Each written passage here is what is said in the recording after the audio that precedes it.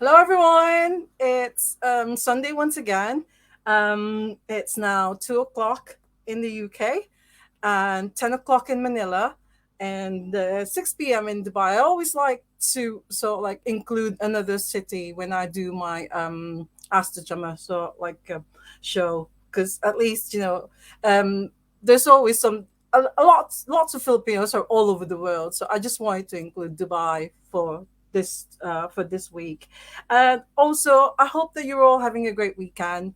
It's still a bit cold here in Stockport. It really is cold, and that's the reason why I'm still wearing hoodies at home, because. I mean, normally I would wear sort of like band t-shirt and stuff, but because it's still really cold, so I'm wearing my Michael Head in the Red Elastic Band hoodie, and I've been wearing it for the last sort of like 6 7 weeks now. But also at the same time, I mean, Michael Head and the Red Elastic Band, they're so amazing. I really love that band. So but anyways, Dear Scott, album of the year last year, still album of the year for me. And also they're from Liverpool. And today's awesome drummer guest is actually from Liverpool as well. So I'm really excited to sort of like talk to him. So my dear friends, please welcome Jason Gardner. Hello, Yay! everybody. How are you, Jason? Yeah, fine, great, yeah. Just that Liverpool. hangover, but I'll be okay. We'll get through it. We're good. Oh, I really love Liverpool. I mean, Michael Head and the Red Elastic Band. I mean, you Yeah, know them, obviously. of Yes, course, yeah.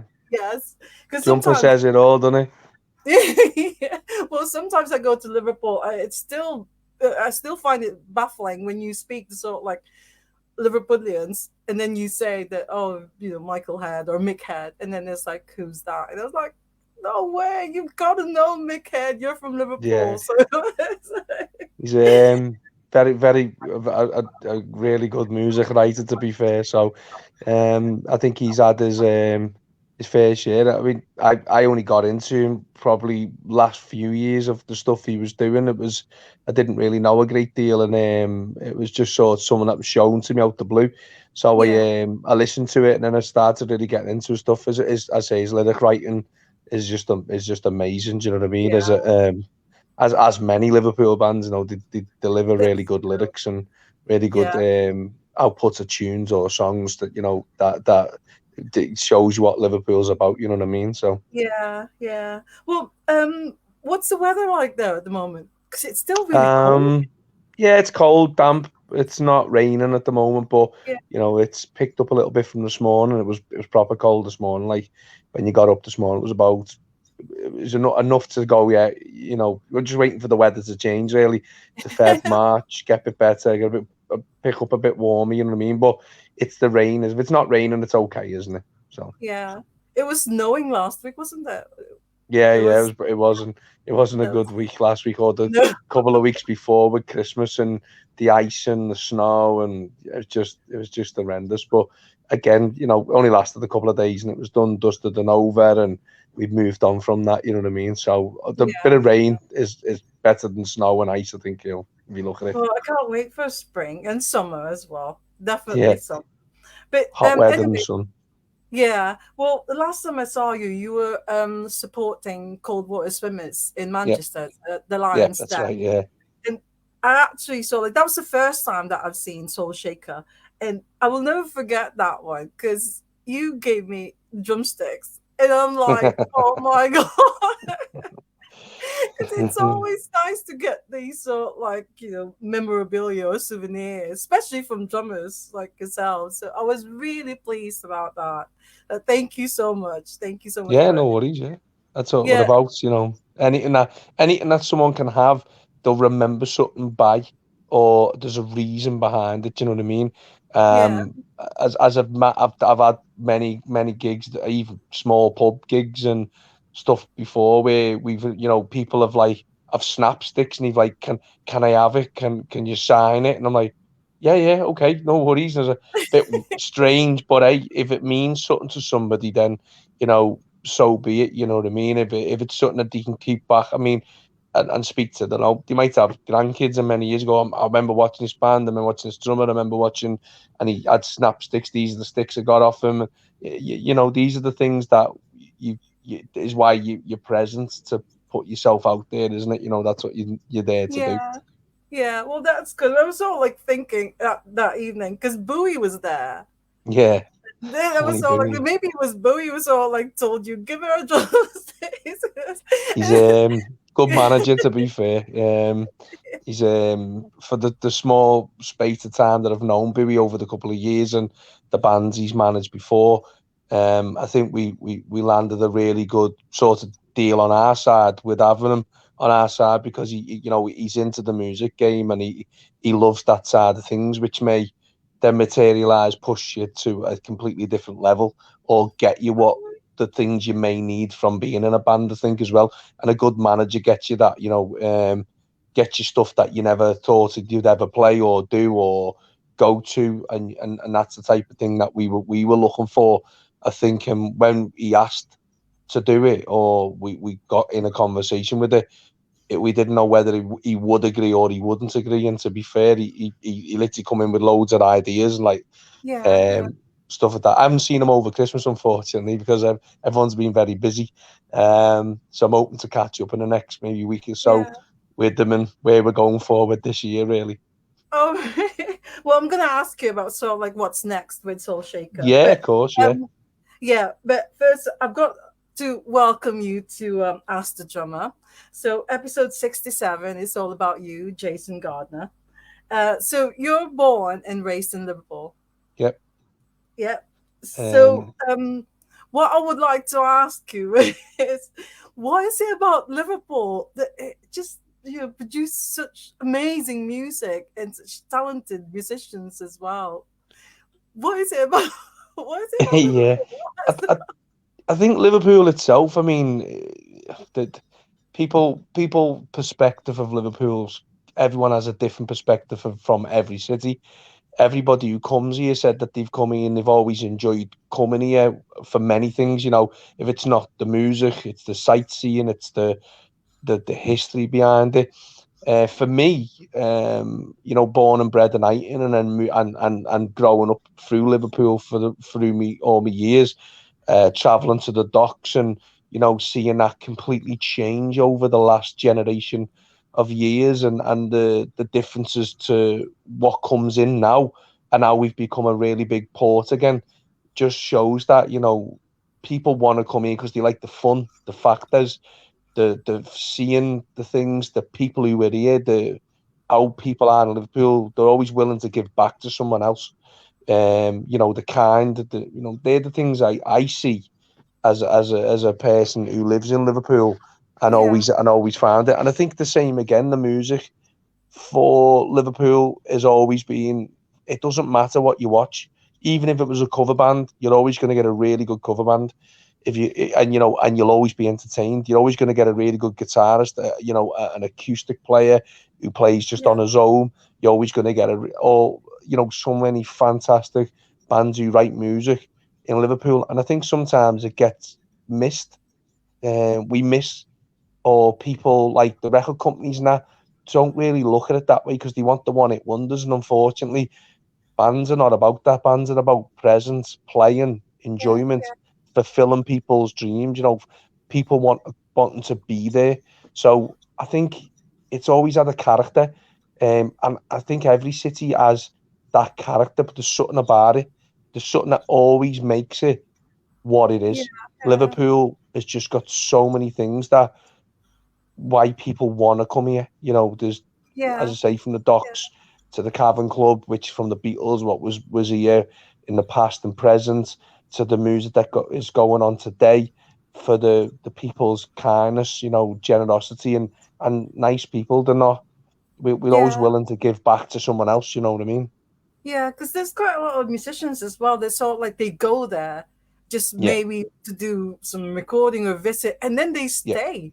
They just Of sort of course, like yeah, yeah, it yeah. becomes their, their city. It becomes their sort of like their second home.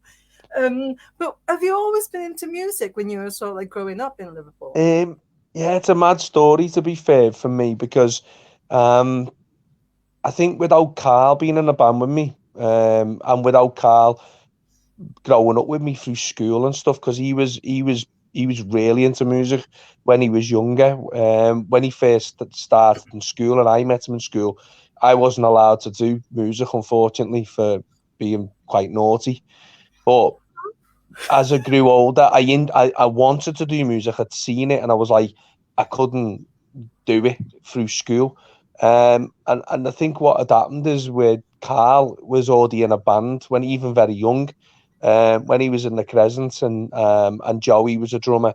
He was a good, again, all good friends of mine. Yeah, I used to watch Joey playing. I was like, I want to play drums, and I didn't really start till I was like 18 years old because I was a late starter really because I didn't know whether it was something I wanted to do, and it was just by chance. I had no job at the time, and Carl had just finished a music course in college and was like, "Look, there's this course. Do you want to get on it?" So I said, "Go ahead." So Carl was still playing in a band already with the Crescent and still doing his stuff, and I was sort of like, okay, and he was teaching me a bit of guitar. I said, well, actually learn guitar first, and then all I right, end up yeah, in college, and then end up like working with a drum tutor called Mal. For this, he's passed away now, but he teached a lot of people in Knowsley College. So I stuck by that, and I could see people playing drums. I was like, that's what I want to do. That's how I want to. And once I learnt my first ever beat, it was just from that point I knew I could. It's something I wanted to do. I didn't want to be a guitarist. I wanted to be a drummer. I wanted to create yeah. noise. I think Oh, that's what it was. Um, but I was fascinated by people who could play drums and how they could play. But I wanted to be like them. But I think it was Carl, Joey, who was a drummer in the Crescent, that sort of said, "Jay, you could do this. Just go for it. Try it." And I did. And then me and Carl sort of spoke like before because he was signed to Hut via Virgin and oh, stuff like that when he yeah, in yeah, 2000 and 2002. And I looked at it and thought, if they can do it, so can I. So I'm going to give it a go. And then I said to Carl one day, do you reckon we would ever be in a band? And we both laughed and never contemplated it once. We just because we were both different into different types of music stuff. I was into the music he was into, but I was sort of off the beaten track as well with like Led Zeppelin and Foo yeah, Fighters and many other things like that. And he was more like your Floyd and your um Mick Jagger's that sort of thing. And I wasn't oh, really into that deep yeah. that time. You know what I mean? It took a couple of years for me to settle into that. And I think that's But how I obviously, really come but on. Of obviously, both of you are from. You like the Beatles. You know, coming from course we do, Liverpool. I yeah, mean, yeah. yeah, yeah, yeah, I'm not a massive fan of the Beatles. I just think if I look at logically, the writing that they did was fantastic. I mean, like, you'll never take that away from them. You know what I mean? Just that you're either into it or you're not. I'm into some of it because I like some of the hooks and the lyrics and stuff like paperback writing. That they're the type of things that bite me because it hooks you straight away. But I say cleverness. They were clever. They were really good writers. And if you looked at as a drummer and you look back at Ringo, he yeah, he just had something that fitted and it fitted right, and he could do that. So I'm fair due to them. The guys, they made it big, and they run with it, and they had a manager who stuck by them all the way yeah. through, no That's matter right. what. So that was a good, and that's what we're looking at Bowie if we can. Yeah. All right. Yeah. Well, Bowie knows. I think Bowie knows everybody. I mean, he can He, also he he can he get you clearly in sort does, of like yeah, he gigs does, and yeah. stuff. Yeah. But so, what was your first band after you Right, learned how to play the drums? So, what was your yeah. first band? Well, I was in college, so I was learning, and I end up with a band in college. Like we were just doing covers at the time, so like Stereophonics or U2, that sort of thing. The band I was with was a guy called Steve Paul and a lad Tommy. Really good guitarist. And I'd seen him the year before playing in another band.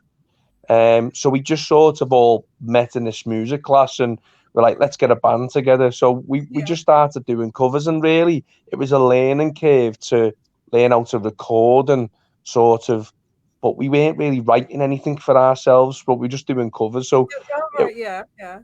it was more of a college thing. So it was a thing. When I really got into an originals band, it was like sort of just after college with a band called The Find, which was a guy, Steve Bird. He was a singer, and a sort of back in the day.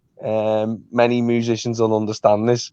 When you used to go to the music shops like Liverpool, you had a shop called Curly's and many others. There used to be little stickers on the board, and you'd take the number off and call them. They were looking for drummers or guitarists. So I rang this number one day, and it was a guy, Steve, and I went and met them, and sat down with them. We went through everything, what they were doing and stuff that. And he was a little bit more heavier music. So, and I think I wasn't really a very good drummer, to be fair, at the time, but I was like willing to give it a go and try a new band and see how it was. And again, these guys could play. Steve Yeah. could Yeah. sing. Yeah. They had a guy called Amish who's on guitar, absolutely fantastic. And his brother, the singer Billy, was the bass player. And again, they could all play. And I was just the man in the back thinking, can I do this? Do you know what I mean? It's a scary situation to be in where in college the pressure's not on as much. You learn covers, you listen to it, you understand it. And I sat down with the guys and I was like, yeah. So I stayed with them for about I think 5 years, and we've done loads of recording, Okay. a lot of gigs and stuff together. And I don't know, I felt that it didn't really fit for some reason. There was something Yeah. about it. I loved the lads, I loved the band, but it didn't fit there. I couldn't deliver what they needed, and I sort of I gave up on it, Oh, and it right. was What year? What year was this? going back now. It's got to be like 2005, I think, Okay. 2004, Yeah. 25. So it Yeah. was like I was like 19 at the time, and I was like giving it a go. So I stuck with them for 5 years, and then I don't know. I just got up one day and was just like, I don't know if I Yeah. can do this anymore. I don't know if I can. And it wasn't that. I just think that I'd run me ground, and I was like, I wanted to do something new and just try if expand my drumming experience and try and get Yeah. a lot better in my own way. Like, and I think that takes time for anybody. Either you're naturally talented and you're just gifted, or you're Yeah. not. And I wasn't gifted, so I had to learn the hard way by putting me time and effort in to get to a point Yeah. where I wanted to play. But then you had to fit, which was hard because unless you're in a band and you understand it, if you don't fit, after a period of time you don't Oh, fit, it doesn't work. all right. So Okay. Well, before we continue, Aiden said that sound and vision good. Good start to the interview. Aiden is actually my tech support, so that's okay. good when he says that everything's so okay. So after this band, and did you do any sort like recording? Did you release any material Yeah, well, or? we did. I think we did an album together with me with the Find, and um, I don't. We didn't really. It was more SoundCloud then, so Oh, right, like yeah, yeah, MySpace and stuff like that. So we were putting stuff on that. You know what I mean? And then it just, as I say, it fell by the wayside. They continued on after me, and I moved on from that point to yeah. another band, and I ended up in another band called Mowgli, um, which I spent probably 3 or 4 years with them, with the lad Dean, who was the Oh, right. singer. Oh, I Um, know Dean. I know you know Dean. Dean, yeah. Well, Is that Dean's a good is friend of that mine. songs with Mowgli as well? Yeah, yeah. Well, Dean's been around the music scene since he was like 14, 15. So I end Yeah, up in a band with Dean and all that. And again, we done a lot of stuff together. We done music, we done a lot of recording together with the band, with the lads and stuff like that. And again, I person on my own front view again, I didn't feel it fitted in the end. So that's just sometimes it's just music and it's how it is and it doesn't pan out the way you want it to do. So I was like, right, okay, how's this going to go? So we done loads of good things with Mowgli, and I did, and I appreciate the lads. Total respect, absolutely fantastic, tight players. I've never played with lads who could play so well, and just literally turn it on its head, no problem. So we done yeah. some really good tracks, to be fair, and we done a lot of gigs together. We got a chance to play with Stiff Little Fingers, that sort of thing. So, you know, Oh, it's not an opportunity you'd always get, and we got it, and we did it. You know, and it was an yeah, amazing time to do that. yeah. And then we sort of it failed, and it didn't work for me, and then I end up continuing on with Dean in another band, and we were called the Boohoos, which was the original guitarist and the original bass player I had when I was in college. So we started a new thing. Okay, I think we done a year together doing that, but again, it just didn't work. And I said, Dean's yeah, lyric writing was unbelievable. So we tried, and it's that sort of one. So, bands, they come and go and stuff like that, but yeah, respecting the yeah, guys in between all the bands, I still speak to them regularly, still see yeah. them, still speak to them online. I still, it's not that I'm not in touch with them. I am still good friends with a lot of Yeah, them. Do you know what I mean? I just yeah, didn't fit for me, and I probably didn't fit for them, and it gets that way where I wanted to be in a band with I could trust everybody and I'll be able to go in the band. We don't have difficulty. We can speak to each other. We don't have to worry about something. And that's where that position come for me and yeah. Carl in the But end. when you when they so like did Sons of Mowgli, were you still with them by that time, or No, they had a different we'd drummer? split and moved on, and then Dean, the singer, we end up creating another band together, Yeah, yeah. which is a band called the Boohoos at the time. And that Dean come with the name, which again the name's written from the book, which is a drug by um, Jim Morrison. The boot, that's what they Oh, call the boo. It's a national because drug, so we called ourselves the Boo Hoos at the time. So yeah, it was a good name, to be fair. So Dean come up with the name, and I was like, right, okay. So we got the guitarist Steve, who was a guy called Steve Latimer, and we got a friend of mine, Paul.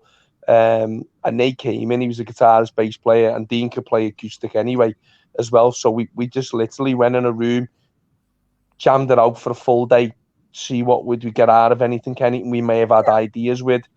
Dean might have had stuff, Steve might have had stuff, and we did actually start writing from that moment, and then we spent a good year together doing stuff. We did a couple of gigs together, um, and then I think the Steve, the guitarist, he wanted to travel, so he was at that point in time, and he wanted to go and experience some of the world.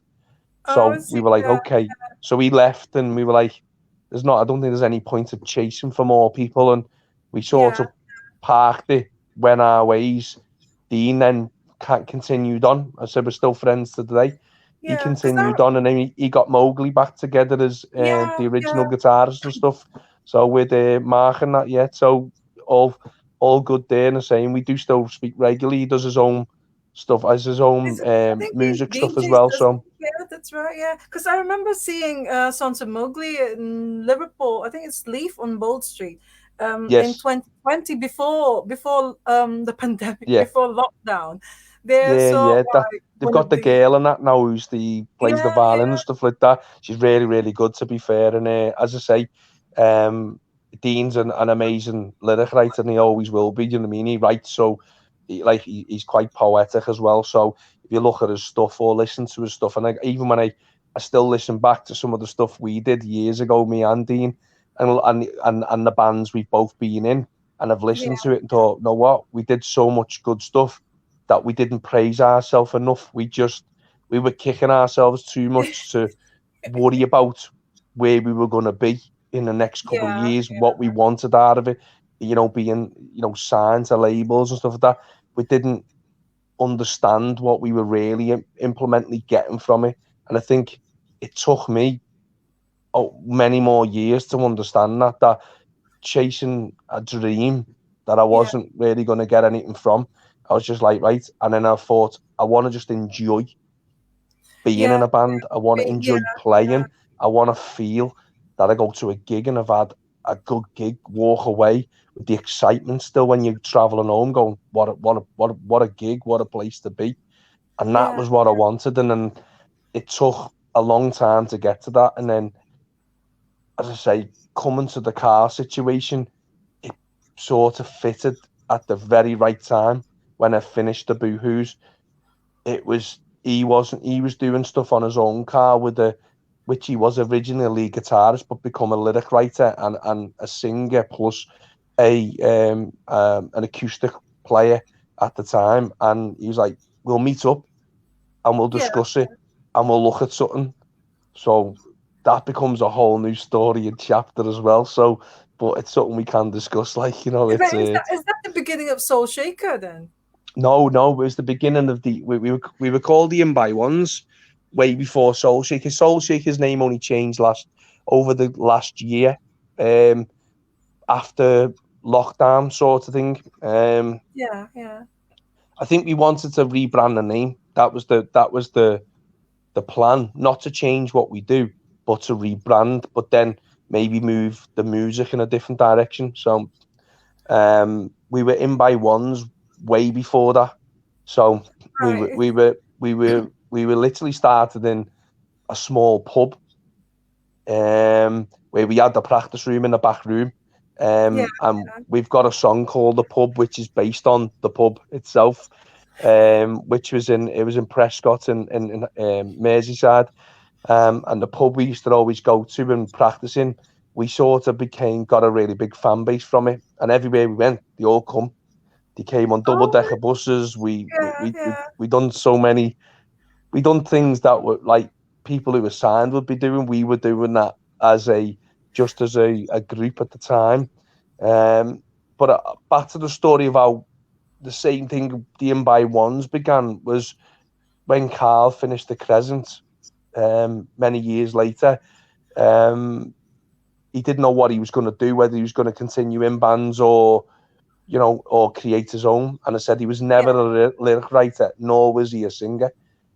But he decided someone must have just put it on to him and said, "Look, why don't you just go for it and have a go, see how you go?"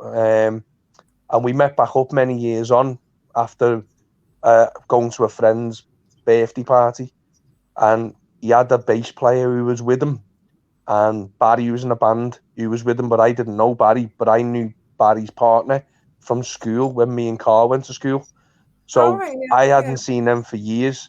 So we got together, sat down, and he said, "What are you doing? Are you drumming still?" I said, "Yeah, but I'm not playing at the moment. I'm just sort of just betting my odds and see what I'm going to do moving forward. I've just given a little month or two break." And he's like, "We're doing some stuff acoustically. Would you come and listen to us?" And watches me and Barry, who was in the band with us at the moment. yeah, And we got a bass player called Craig. So I said, "Okay." So I went to the pub in Prescott to watch them play, and they done an acoustic set, and I listened to it, and I was a bit like, I don't know if I'll fit in there, because he was more acoustic, rocky, poppy sort of thing, and I was like, I was more into different type of bands and beats and stuff, and I was like, won't fit in. So he's like, "Just come, give it a go." So I was like, "Okay." So went one night, set my kit up with them, and then the first song we ever played was the pub, which he wrote himself, and we literally oh went yeah, through, wrote the pub, and we done the pub from the first album we did. Learned that song, and then we did he had quite a couple of back section of songs that he hadn't finished. So we're like, "Okay, let's work on them and let's get them done." So within yeah. like a matter of 4 weeks, we started gigging, Oh wow, as a band, as the In by Ones with that's in Carl my and his ones. Yeah, backlog of yeah, music he had. We were doing yeah, some covers as well, but we thought if we do it in a pub and it works out and people watches, what entail will that then give us moving forward? Will that grow us? So we thought, yeah, we'll go with it. So I went with it, stuck with it. We carried on doing some stuff together, carried on writing. And yeah. we had a gig one night in this pub, and Carl had wrote a song called Mirrors, which he had many years before. He wrote it, but he hadn't published it or dropped it. So he played it to me for 5 minutes and went, "We're gigging this tonight." Oh wow. And we literally we nailed Yeah. it in 5 minutes, and we gigged it and played it and nailed it as well, which just by listening to it off him, do you know what I mean? So yeah, Well, Carl do you did know? put me on some some sturdy roads. I thought, is he playing me, or is he getting me? Is he seeing if I can just do it or not? So yeah. But I think without him and Joey was the original drummer in the Crescent and that, probably wouldn't be here today to be doing what Yeah. I'm doing. It Oh, was out without them, you know what I mean? So yeah. respect to the two of them, and the other lads who was in the bands with them as well, we respect them all, and all the players I've played with before Yeah. and after, I respect them all as well because it isn't easy. And it isn't easy if you've got something that you want from it, and when you don't get that thing or you get let down, I think Yeah. that's Yeah. it hits home and you take it all in and it can sidestep you from where you want to be. You know what I mean? Oh. Well, that name in by once, because I remember when I sort of like looked you up on Facebook, you've got that name, so like Jason in by once, Yeah, Gardner. yeah, yeah, I've got to sort of like say, because in the Philippines, we do have sort of like middle name, not the same as middle name here, because here it's like your second name. But in the yeah. Philippines, we have like your mother's maiden name as your middle name. I'm not sure, but because I didn't know about in by once, I thought it sort of like I thought it was your mother's maiden name. It's like in No, Bionis or something. be a weird name, that wouldn't it? I know. It was like, oh, Yeah. what's that name? I It's like, think it was a Facebook thing. I think everyone had it in their middle name or something for some reason, and I think we just did it. So if you were searching, yeah, if you put in by ones and you'd find you or the band, it oh, was a way round it. Um, yeah, and the names was an unsecured name that we to be fair, we didn't even, I don't even think we were set out to have that name. We just come up with it because somebody, I remember getting interviewed by some radio place one time. So where did the name come from? He said in by ones. I was like, yeah, and he went, well, how did you come up with it? He was like, because we were never in by 1 o'clock. oh, So because we used to be like, your wife will go, what time you be in? Don't know. Might not be in by one. So it was in by one. So oh. that's where it sort of led from as a band name. So, Oh yeah, yeah, so and then maybe that's the reason why you have to rebrand your sort of like band and yeah, call it yeah. Soul Shaker. It was Bowie part of that sort of like No, chain. no. Was it? We had a guy called Mike. Mikey. We call him Mikey B, but he was our manager at the time. We Yeah, had a few. I mean, to be fair, for the first many years, um, we went through a few members. So we had like a couple of guitarists, and then we had two bass players. So we got um, Craig was the first bass player. He stayed with us for about a year and a half, two. He left, and then Mark came, who was in the Rumpus of Doom and many other bands, many really great bands, to be fair. So yeah, Mark come with a lot of knowledge and experience of like jazz playing, like German type of music and stuff that he blows my mind, to be fair, as a bass player, but he blows my mind with music because he showed me so much stuff, like even through like, music selection. And I'm like, yeah, well, how do you remember all this? And he's into all that, Mark. And as I say, I think he teaches us a lot as a band, really, as well, because he had experience and different levels above what we had. But when he came in, we were like, is his experience and his levels going to be too much for us that we won't be able to work alongside him? And to be fair, we did, because he changed quite a few bits in our playing styles and in what he'd experienced over different bands for many years. And I think we all just sort of like became so much better and so much more. Um, and then we had another lead guitarist who was a guy, James Ryder, who was with us right the way through in by ones up to before we changed the name of Soul Shaker. Who was with us for many years, and again, he was in bands, played a lot of gigs with us before in a band called Mission Babies and many other stuff. And we were all like best friends, and he decided he wanted to do something new. So he'd left, and we were like, right, we went back to being a four-piece again. So Carl went, we're going to revamp everything.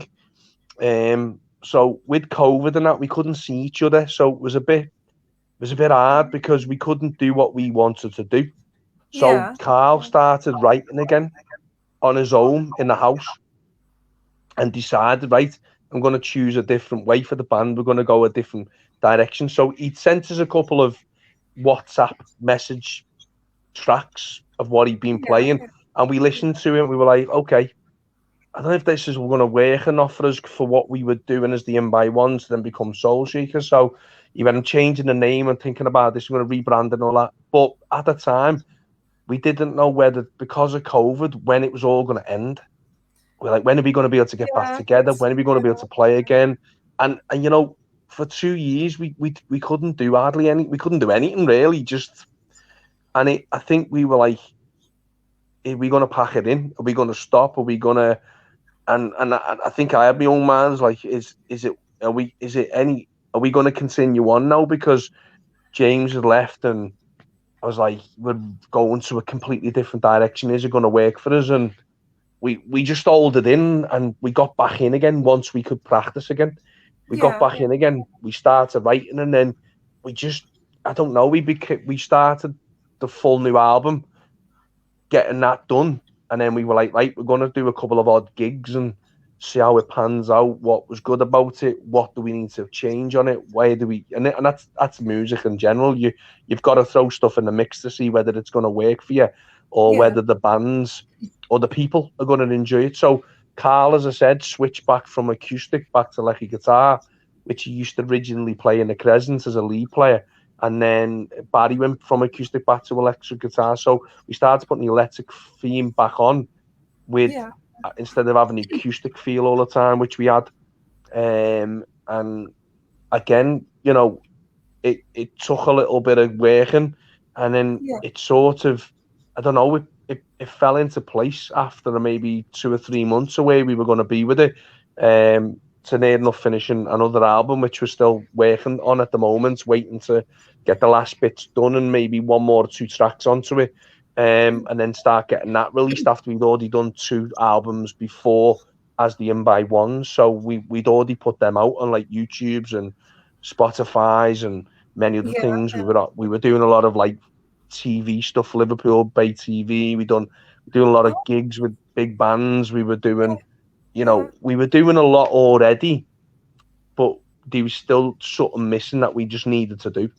And I think moving in the direction we moved in, which you've seen us when we were in Manchester, In Manchester, yeah. we Yeah. that was the feel we were moving from what we had before too. So, I think Manchester, to be fair, was the opening thing to see what the reaction would be in another city Yeah. away from Yeah. Liverpool, Well, that and was it awesome. It was an magically awesome it gig. Yeah. worked. Yeah. Yeah. It Oh, gave yeah. us what we wanted, I Absolutely. think, and I came home from there absolutely buzzing to the fact that what we did made a difference. What we did in the gig made a difference.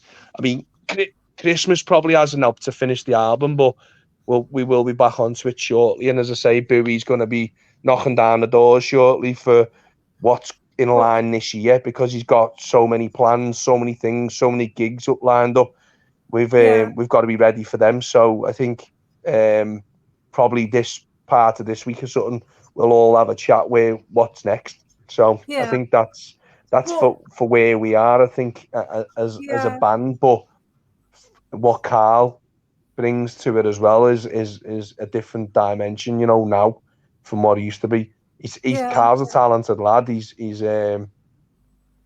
got loads of underneath talent that he's got, which developed me as a drummer as well. And same again with Mark, talent, and so Barry's got Yeah. such a big heart that he wants the band to get to places that that we all want to be, I think. And for us, Yeah. I don't think it's a label side of it. It's just about people wanting to listen to it and buy into it and enjoy it and come and watch. I think is the factor that we want from it. You know what I mean? As a band, it's hard Yeah. because as many bands, like, you get your casts and your space and they all spend time away, came back, and they're all Well, gigging again, which is yeah. absolutely Yeah. That's right. fantastic, because Yeah. that just shows you that you can spend years away but come back and then and come back and people will still, still yeah, fill out people gigs, still still listen. fill venues. People still want to watch you, still want to Yeah, listen.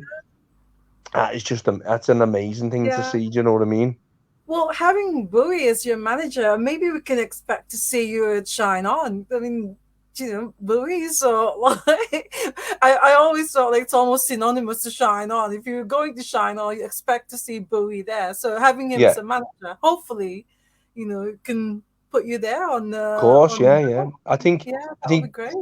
Bowie sees something. I think um, in what we do and how we play. I think he wants to make something better for you. You know what I mean? And it's not he's not half-hearted on it. If he's had it in, he's in all the way, and he Yeah, wants to give you everything of the way. I think yeah, bands before that he's managed before, I think he's done the same with them. You know, he's never been.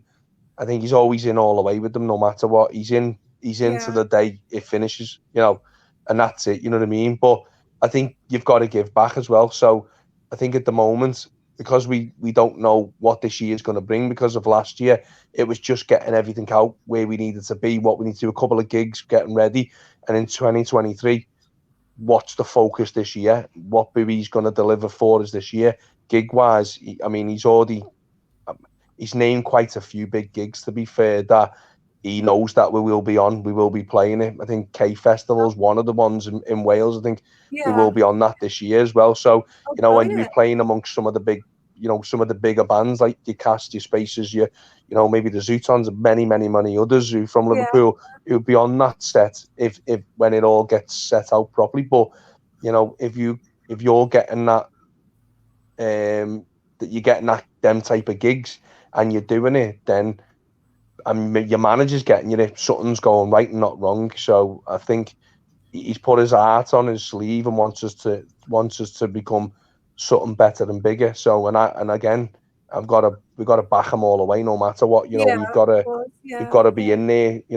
We have had, I think me as a drummer and the bands have been in, we've had so many false promises over all the years and it never ever fell through, or you got near enough there and thought, oh, it never worked, or something happened, or somebody pulled away, or an investor's going to invest in you, and he pulled out last minute. You just, it's music's, it's a tough business. It's not yeah. easy for any band. I don't It think. can get Of frustrating for musicians and course, as yeah, well. yeah.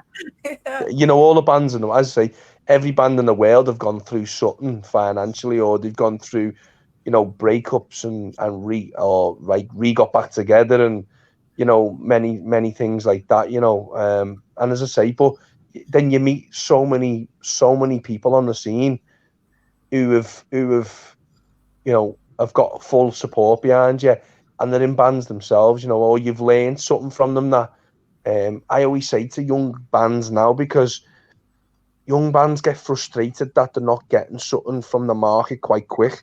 yeah, yeah, And I yeah, say to young bands, what you've got to learn is, right, try and forget about that and go to your gigs full of energy, wanting to deliver something. Don't go yeah. there trying to think Hoping, that yeah, that's going to be your next gig's going to get you signed, because it's not.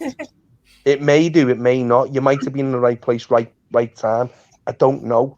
But, from all the big bands we've played with and the gigs we've done with big bands, you know, their format is to do that gig and deliver, nothing more.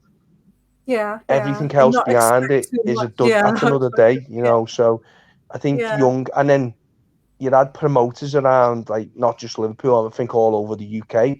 You were bringing young bands in to fill venues and taking the money, and it was nothing given back. For us, we stopped that game. We were like, as a band, nah, we're not interested. We're not here to fill a venue and give you all the money and we get nothing in return. Either we yeah, fill your venue and you give something back to us as a band, and we all get something from it. And I think yeah, of course, that yeah, was something that we learned as a band. I think, and me as a drummer, because you spend so much money on equipment and traveling equipment, and the money you spend traveling and your own traveling fees, it isn't cheap. no, Um, no, and that's the thing, I think. But yeah, I think, yeah, yeah, I don't know. It's been a roller coaster for since I was 18 years old. to where I am now. But where I am now, I'm as a drummer, I'm enjoying that I fit somewhere with lads who are like, well, like my family, to be fair. And no matter if it's a bad day or good day, we go in and we practice and we jam, and it just Yeah, becomes better, and we come home with a different mindset again. So yeah, every band end up fitting with everybody at that point. They always find the right people in the band that work for them, and then it just works for them all. And I think yeah, that's the only way I can tell as a being a drummer for bands is just do you fit? It's hard, and it's hard to tell. You can't well, tell. You can't. The most amazing drummers in the world probably have gone through 20 bands before they got in a band they've always wanted to be in. So, or yeah, they've just true, landed yeah. it straight away. You don't know. Um, so Well, it's like it's drummers, isn't it? good that you finally found so like a band that you fit in, Mm. and with Soul Shaker. Well, another so like the spelling of Shaker is actually really interesting. It's Shayka, Yeah, and I googled. I actually looked it up on Discogs because maybe there's something there, and I found something that's actually a record called Soul Shaker, and yeah. it's a drum and bass. There's like a 12-inch record. I'm so like thinking that's Yeah, definitely not your Soul Shaker because no. you're not. There's So that's where did that's that come Mark. from? Mark, the bass player. He loves, as I say, any alternative music of sound and drum and bass and many other things. As I say, the guy can blow your mind. If you spent a day with Mark and he give you so much music you listen to, your mind would be blown. Honestly, the guy is like a dictionary of, I say, Mark, just a dictionary of anything. If he can show you anything, he'll show you so many crazy, wacky things. And sometimes I leave there and I'm like, ah, wow. Uh, how do I explain that today? I don't know, but yeah, but it's good because something that you listen to, if you're playing something in a track, something clicks in your head that you go, wow, Yeah, that would fit in that for this reason. I'd never would tried that ever in my life. So, and I think that's why Mark always gives you like different music thing genres and goes, have a listen to that, have a listen to that, because you just don't know whether it's yeah, something yeah, you may use in the future, or you may use it on a track that you've got, but you're using it for a reason because it's that beat pattern, or there's a tempo pattern on it that you would never usually normally use. So yeah, they're the yeah. sort of things that you pick up on. I think listening to a lot of music like drum and bass, that sort of thing. That's why I say Shaker is Well, definitely off that. Yeah, when you're sort of like writing music, because Carl is the main sort of like songwriter, and yeah. but do you do your own sort of like drum parts? Do you write your own drum parts, Everything or we is it? everything I do is how I feel. So everything that we play, I play to how I feel, how I see it. So how I hear it. As I think best drum lesson you can ever learn from is there's a guy from America, I can't remember his name, and he used to go to universities teaching students drum sessions, and Yeah, absolutely unbelievable drummer, jazz drummer, everything. And he always goes back to the same thing, the Beatles. And the question is because the drums fit in a song is how he hears it and feels it, and it just suits where it needs to be. And that's me. I want to fit in the band, behind the band, and it fits exactly what the music needs. So the yeah, yeah, drums would always give it. I don't I don't try and complicate it or overkill it. I try and make it has to, it's there. You can hear it, and it doesn't. You don't fade away from. I can just hear the guitarist, or I can just hear the singer, or I can just. You want. It's there. It's in the backbone of it, and it's driving it. yeah, And that's the yeah, thing. yeah, I think that's what I learned from like jump drum tutorials of how drummers play, and it's not because they're talented or they learned 300,000 beats. It's the music, it's how it fits, how it feels to you, and that's what you've got to be able to relate to. If that fits and feels for you, then the Yeah, drums will always come out. yeah. Well, would you say it's so like you?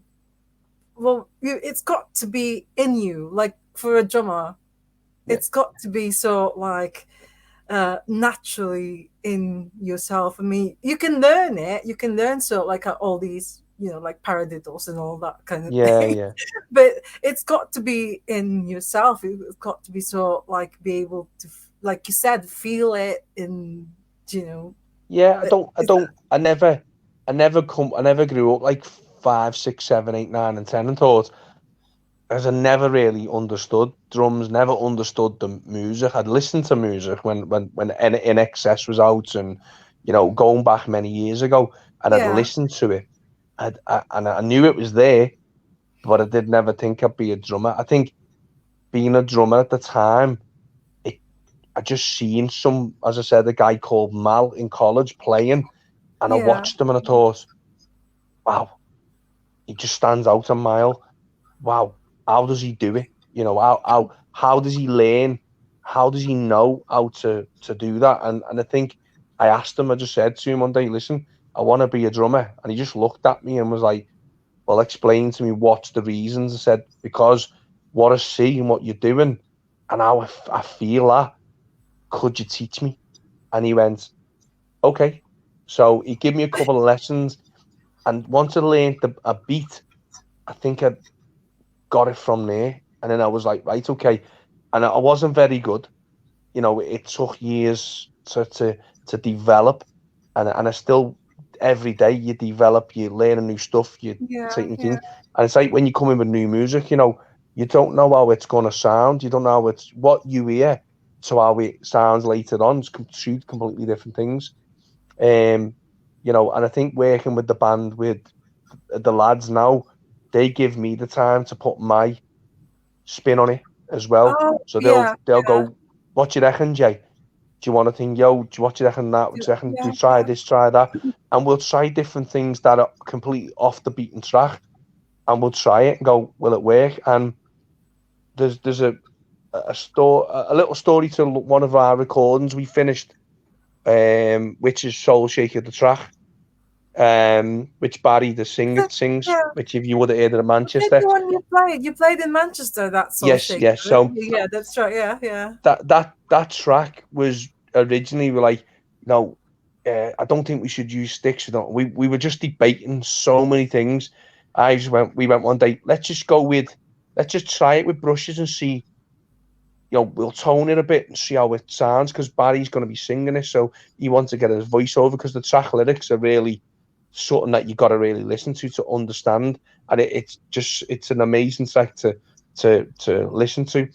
And I went, okay, so we got the brushes, and to be fair, I haven't used brushes for many years, and I went, okay, do it, and we did the track and recorded it with the brushes, and we'd done like yeah. 3 takes of it, and within them 3 takes, it was done. We already knew that's the track, that's what it That's needs. all right. But I was trying to pull away, going, nah, no, it won't have the vibe and feel it as and that. And now I just love playing it with brushes, and With because brushes, it just yeah, has yeah, that poppy, like, sort of um drum, like there's no, it's more you like your toms, running a beat more than anything else. So I think that's where that comes, but Barry's voice then comes over more yeah, clearer, more, you get to understand the song a lot more, and how deep the song is and what it's about, you know what I mean? So, yeah, but yeah, again, I think we all write. I think we all have our own parts, and we all write. I mean, I know Carl, as I said, he is the singer writer, and so is Mark. So Mark does writing as well, and he comes up with a lot of ideas as well as Barry. I think, but we all put them parts together. We all yeah, go in, we all put our own individual spin on a new track or a track. yeah. And if it's not working, we don't disagree, and we'll park it maybe, and we go, right, we'll come back to that, see whether it's something that And then it's see not us. working right now, or we'll Yeah. come back and it'll be even better than it was the first time we tried it. Well, I yeah, I yeah, think I think us as a band, even in Soul Seeker, plus with the Imbo One stuff, we've probably got about at least 35 tracks, at least. and Well, we could always go back and play any of them tracks at any given time. But I yeah, think for us at the moment, the album Soul Shake is the pinnacle point of getting it out this year. Um, Gigging across the country again, getting more gigs in. I think with Bowie managing us, and yeah, developing onto the next stage of what I think we want out of it. And as I said, it's just to be more get that name recognised again. And it's hard because people are used to knowing you as what you are, but we always kept the In by One's background with Soul Shaker on the side of it. So if they go onto it, they know it's still us, but we've just rebranded the name. That's it.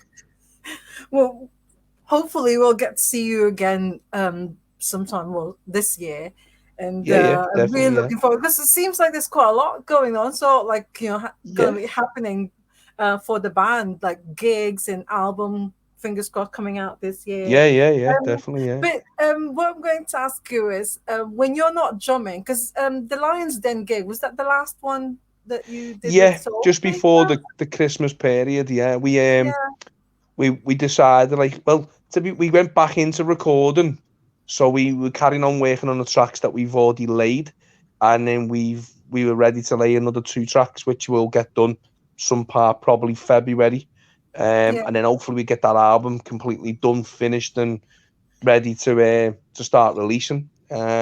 That's the yeah. plan.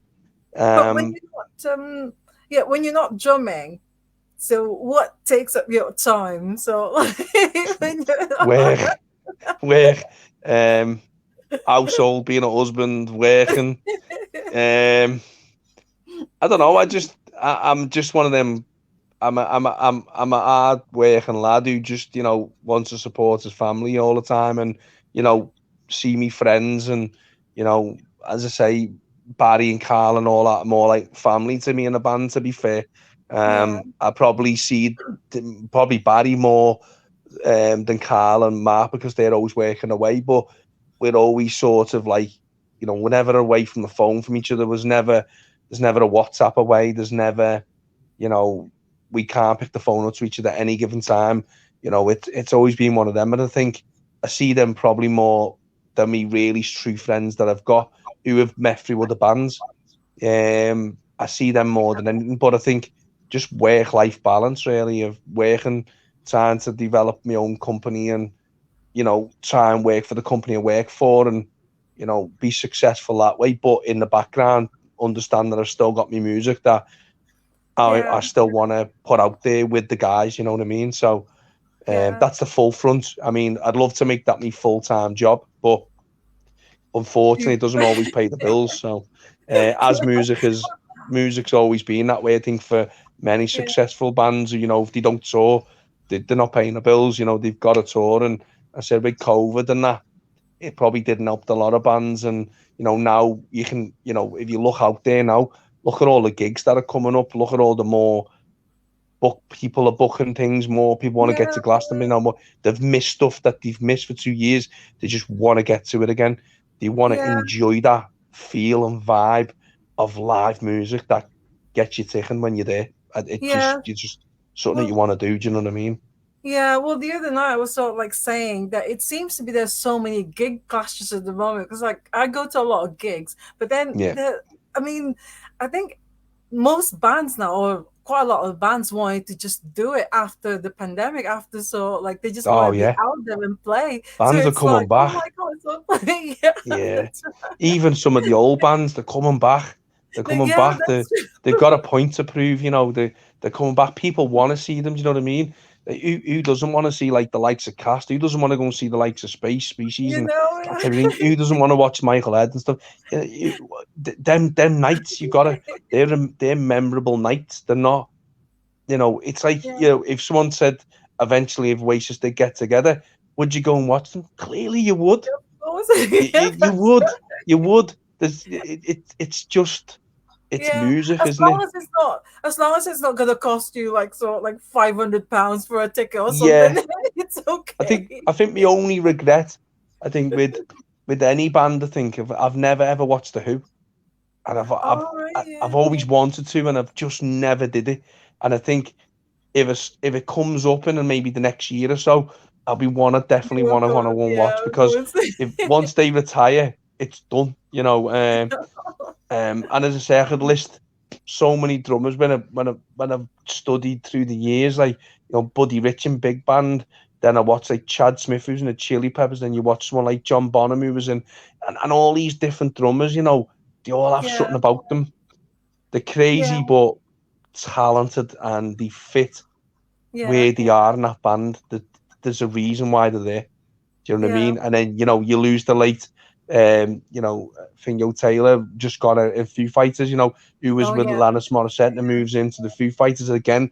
Watched them at a gig, come and sat in for them once, and he went, "This is where I need to be." So that's what happened with bands. I think you go yeah, through so many bands until you then go, right, this is where I've got to be. This is the band yeah. for me, and that's what I did. I think, and became in as I say, from In by One to Soul Shake, which is The is soul what we shake. are Yeah, now. But and then on the next path and the next level with Bowie and many things for this year. I reckon for 2023. So I think hopefully, fingers crossed, there's yeah. many Well, many good things going to come out, and yeah. you know many people go, well, where have you been? What's been happening? When are Well, you back? What's definitely. happening? We do get it a lot. When's your next date? Let us know. Yeah. So we're like, yeah, we're working on it. We're Definitely working on it. look But yeah, forward to more gigs. But I've got to yeah, ask you so like go ahead. drummer questions now. So um, I don't remember seeing you. Do you twirl?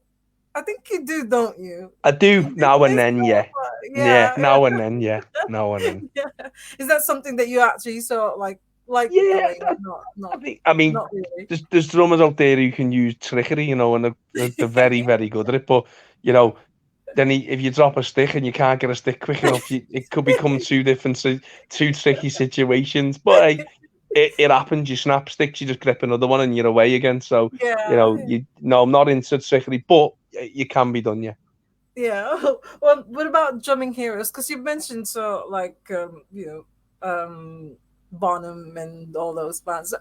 Who's your most favorite, or who was your drumming hero? I think if you were looking at, if I was looking, if I was looking at like just drummers in general, Buddy Rich would probably be the one.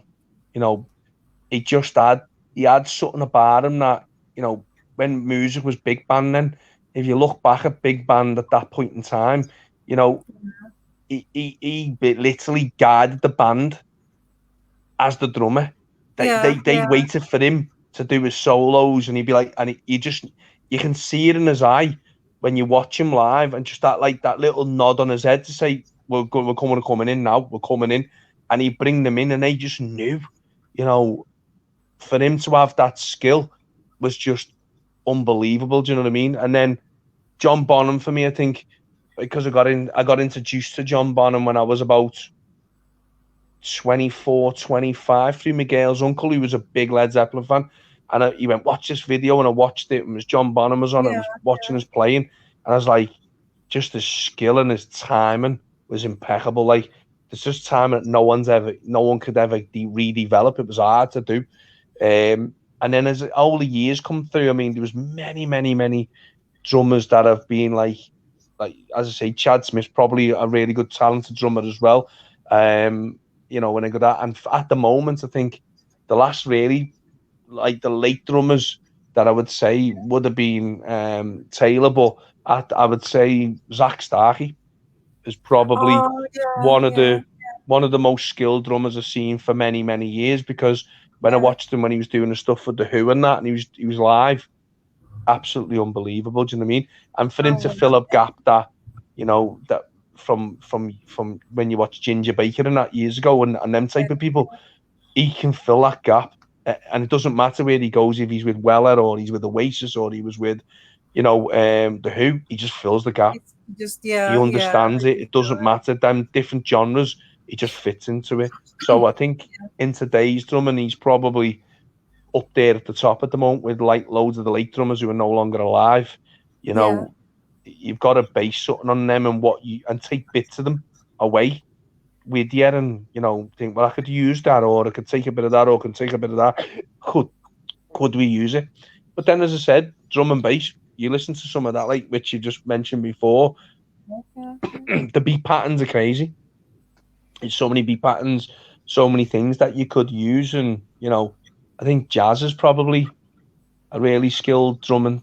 I'd love to learn Yeah, jazz yeah, professionally because it is the most natural and talented Just- thing yeah, with the offsets of the playing patterns are just strange. And I don't know, but I think every genre of music for me just I like every genre really. I've always been into listening to anything and everything, from old to new.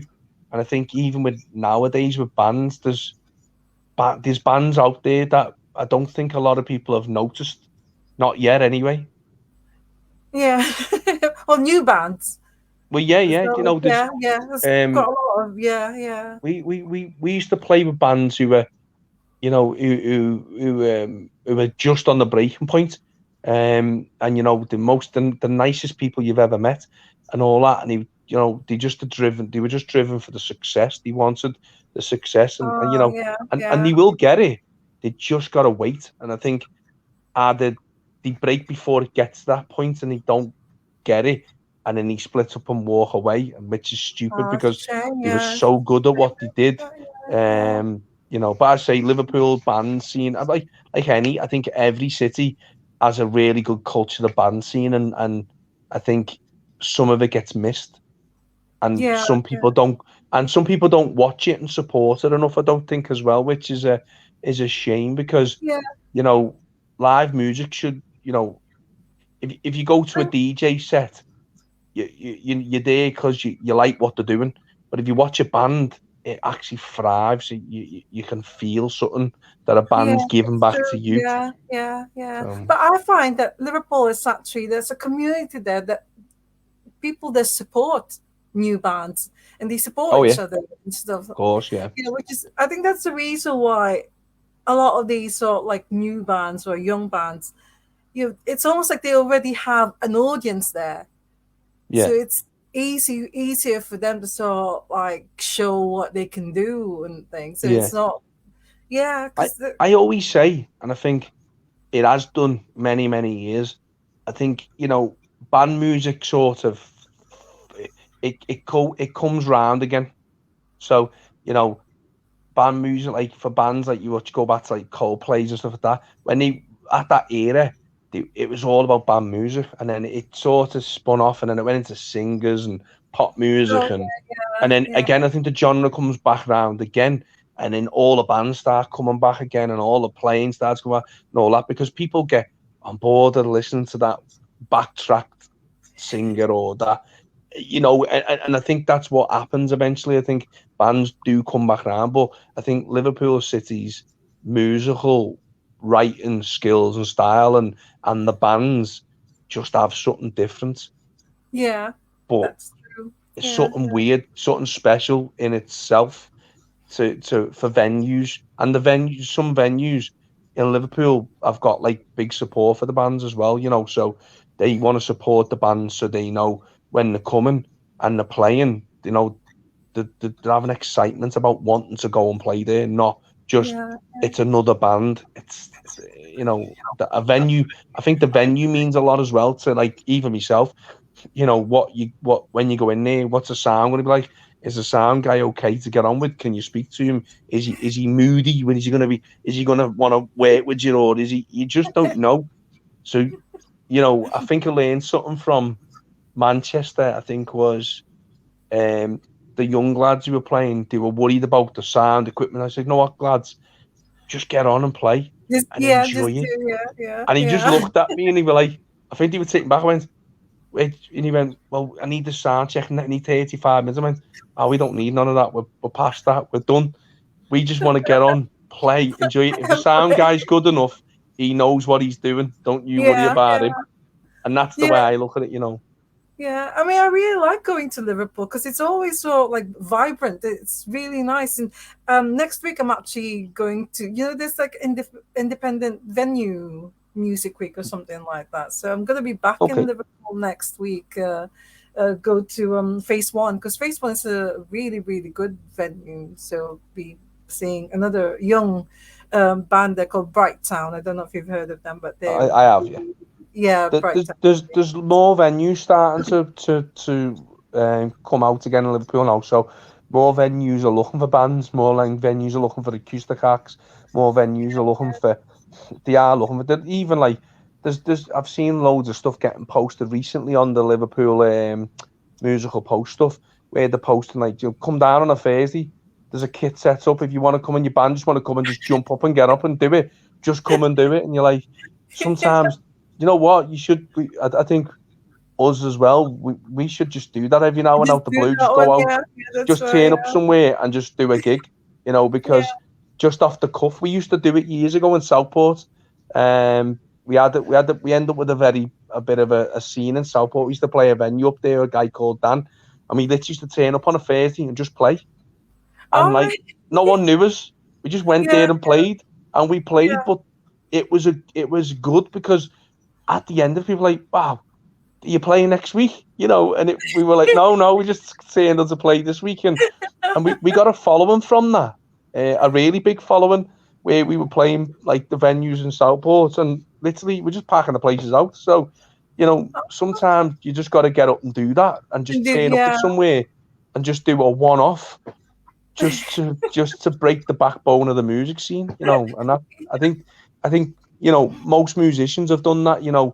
Lads out of the real people told that they've probably done the same. They just turn up places, just two acoustics and just play a set, and then people are like, I didn't expect them to turn up here. It's the unexpected. So I think that's good for venues, and it's good for the morale of the people, and the yeah, morale of you as a band as well.